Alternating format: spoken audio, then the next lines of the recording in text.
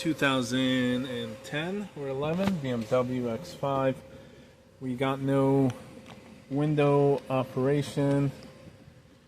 Lights, blinkers don't work. And it's very common for the FRM to fail, and we have trouble codes in different modules pointing at the FRM not communicating. So we've got the FRM pulled out that you saw that was not communicating and not operating in the windows and everything on the car. Very common issue. I've already done quite a few FRM videos, but all were using the Autel.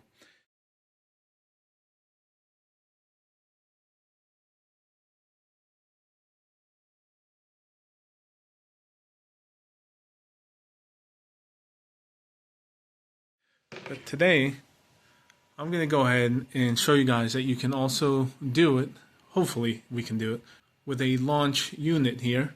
And so that is what we are going to do today. I'm going to show you how to get that done. Now this one is listed as an FRM3R, but more importantly, you want to look at the chip type, which we've got an EXQ, I believe that's 384 3M25J. So we're going to use this to identify the FRM procedure and connections with the tool. And so I'll start from the beginning as to where you can find this procedure with your launch product. So I've shown this before. A lot of the emo work and stuff is found here, but the FRM work is not. You have to go here, local diagnosis, as if you were going to scan a vehicle manually instead of automatically. You want to build the vehicle, so pick BMW and just follow the prompts as if you were going to try to scan the car. And here you can see, instead of building the vehicle, go to Immobilizer. Tells you how to connect with the programmer.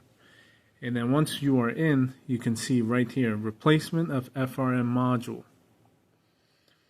This is where you need to identify the chip type that you have in order to do the connections and everything.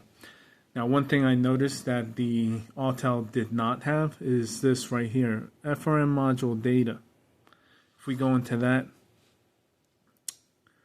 I believe what they're giving you here is basically kind of like a generic extra EEPROM file if you need one to write into your module. Sometimes they can get lost or corrupted or something to that extent when doing these procedures, or you just want a separate different file. Looks like they have some preloaded, and I'm wondering if you hit back up, it'll save them into a place where you can then find it in order to basically write them into the chip.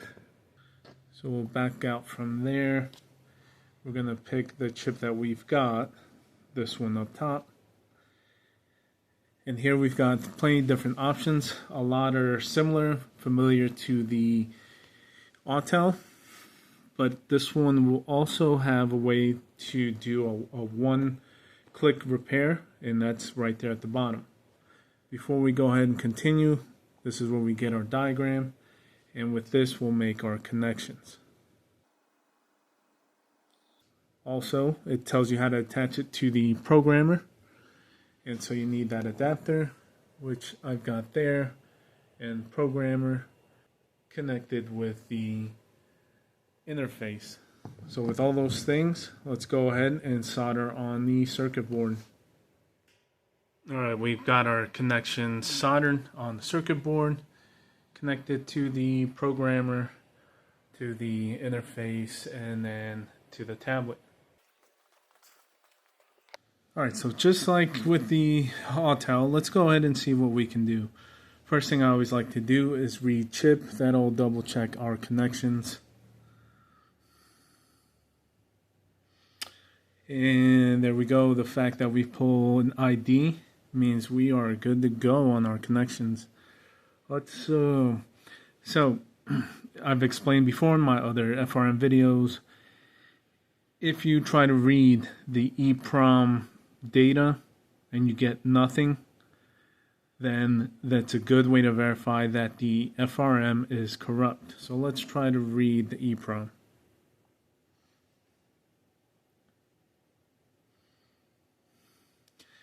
And perfect. Well, not perfect, but this verifies that our EEPROM or FRM is corrupt because it's telling us there's no data in there. So we'll hit OK. Now, out of curiosity, the flash will always read flash, whether it's corrupt or not. I've come to learn that. At D-flash, the Autel initially could not pull any data.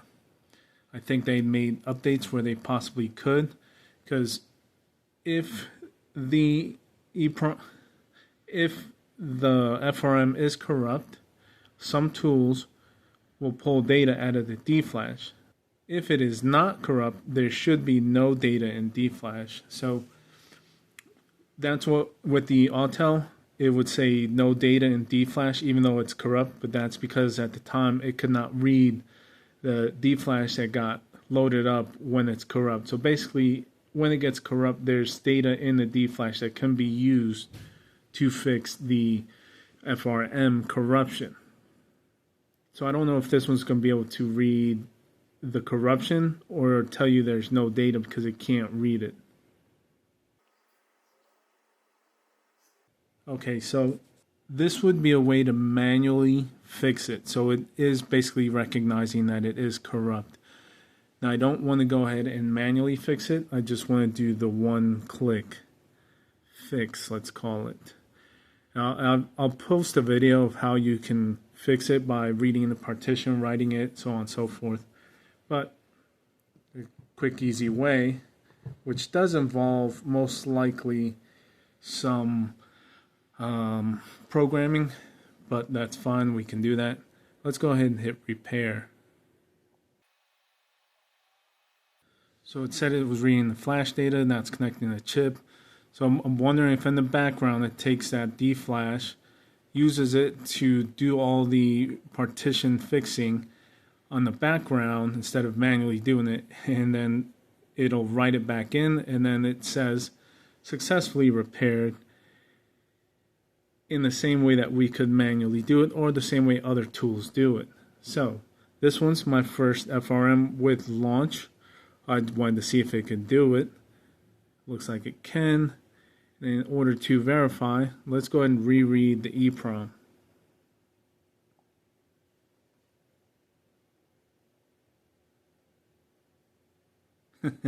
There we go. The fact that now we can save some data means it was fixed.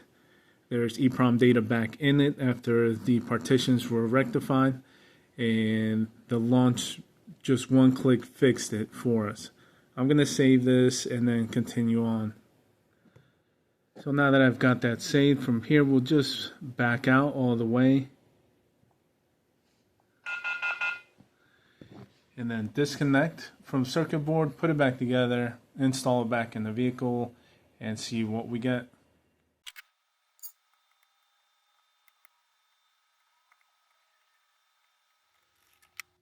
Alright guys, so back to the X5. There's the FRM installed. Now I haven't done anything yet other than plug it in. With the Autel, when it does the one-click repair, it loads up data basically from a vehicle in a different market, basically a right-hand drive market. So when you click the passenger side or the driver side, it'll put, so if you do driver side switch, it puts down the passenger side, and then the passenger side, and then the passenger side switch will put down this one. That's because it's loaded with the right-hand drive vehicle. That's why it's opposite. So all you have to do at that point is basically code it and correct that. So for right now, let's go ahead and power it up.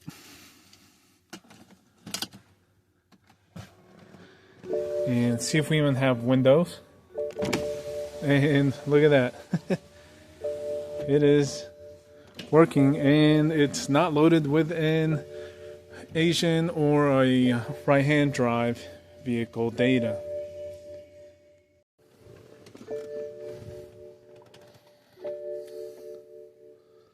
So before continuing on with anything else, let's go ahead and do a complete vehicle system scan and see what we get. So let's make sure we can clear some of those FRM no communication codes. And I'm kind of curious to see what kind of data got filled into the FRM. So we're going to try to figure that out and see also if it's going to need some type of coding.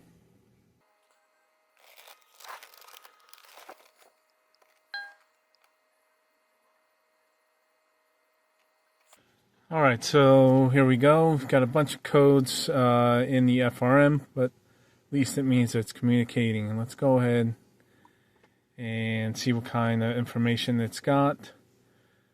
So supposedly it's pulling the same VIN already stored in the FRM, which is interesting.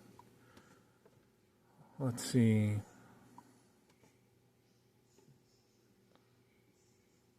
All these are listed as history. Alright, we can clear these. And I'll do a full system fault delete and continue on. Alright, so looks like a lot of the codes did go away. Now I wanted to check a couple of things here, like I said.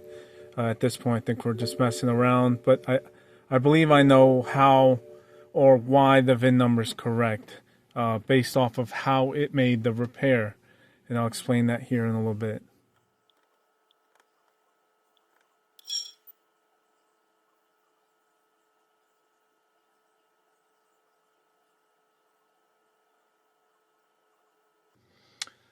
Now this option that I went into, basically I've shown this in the tool review of the scanner right here. So what it is, it goes into the vehicle that you pick and it checks all the modules that potentially could have a VIN number, and it'll lay them all out and let you see if there's one that has a different VIN number, which can be very helpful.